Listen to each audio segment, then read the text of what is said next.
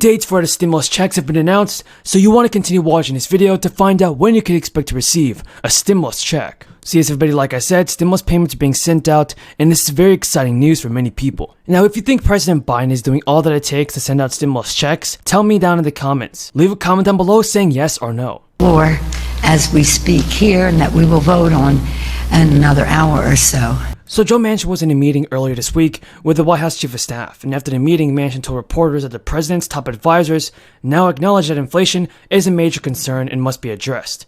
Joe Manchin said, "The White House has made that very clear, and they made it clear that inflation and cost is a burden for a lot of people." Plus, a second Democratic senator told reporters that inflation was a major topic. So now it's good news that President Biden and his administration have come up with some plans to try and address the rising inflation. But for much of last year, the president and senior White House officials have argued that raising inflation numbers would be temporary, echoing the prediction of Federal Reserve Chair Jerome Powell, and President Biden began to change his tone on rising prices in November. Joe Manchin and other Democrats said that Ron Klain and Democratic lawmakers are discussing plans to address rising costs so that prices could be lowered in the next coming weeks.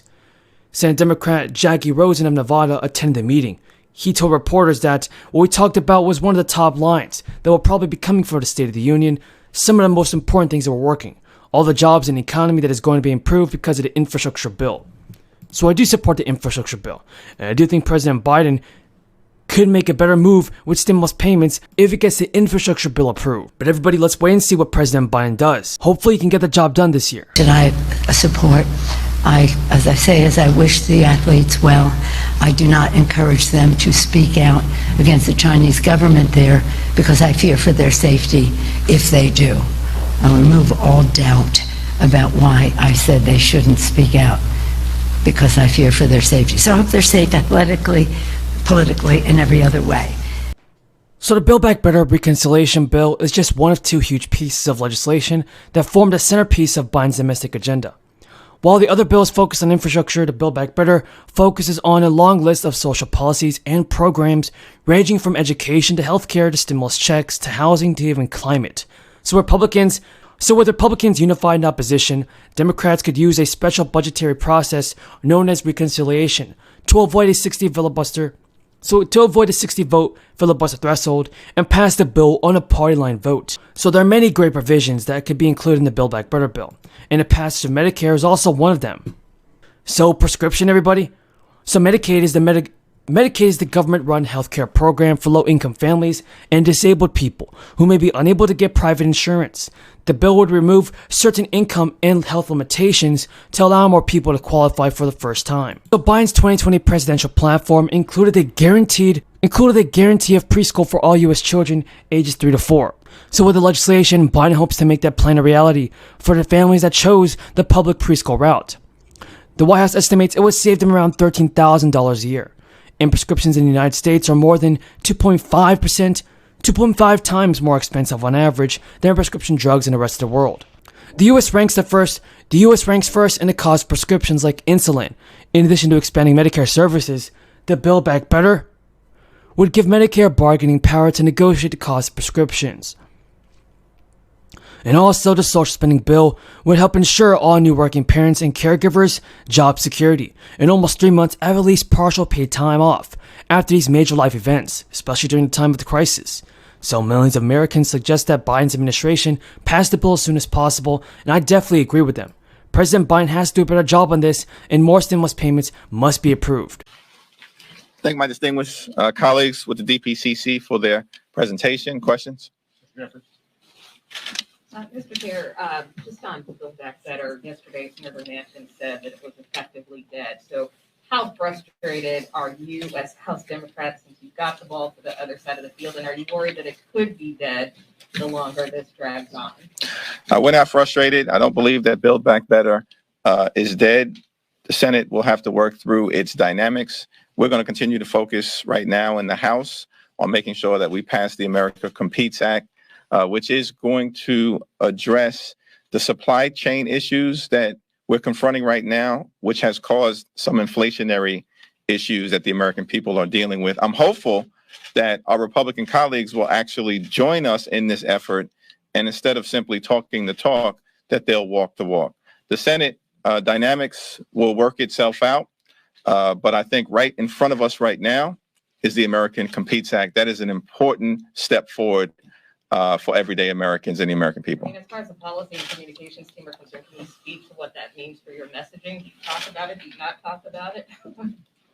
Democrats will continue to deliver for the people. Thank you. Good morning. So obviously the administration has announced that it's forward deploying many of these troops in Romania and other places in Eastern Europe here.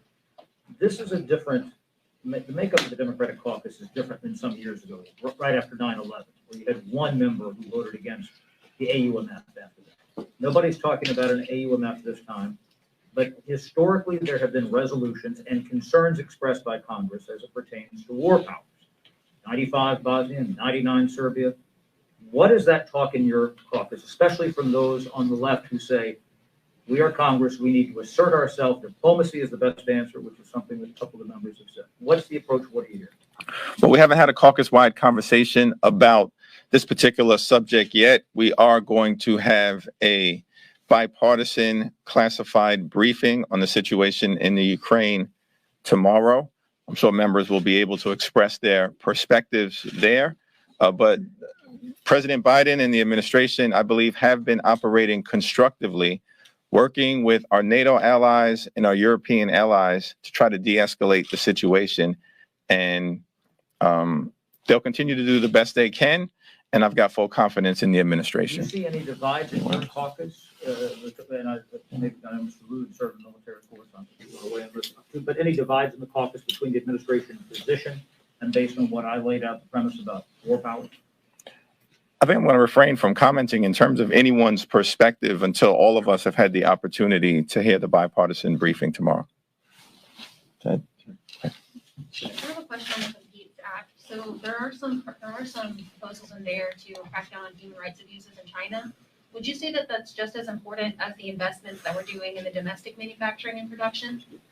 Everything in the bill is important, and it's a collection in terms of its work product of the input from people all across the Congress on these various committees. Many of the provisions in the bill are bipartisan in nature.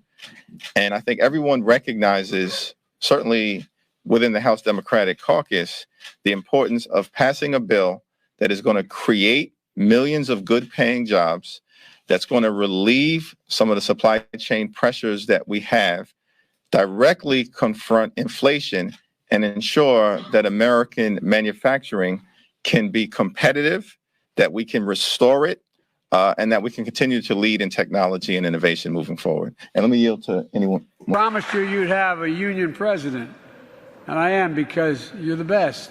Now, we talk about whether, Wall Street built America. They're good folks on Wall Street. They're not bad folks. They're good people all over the country.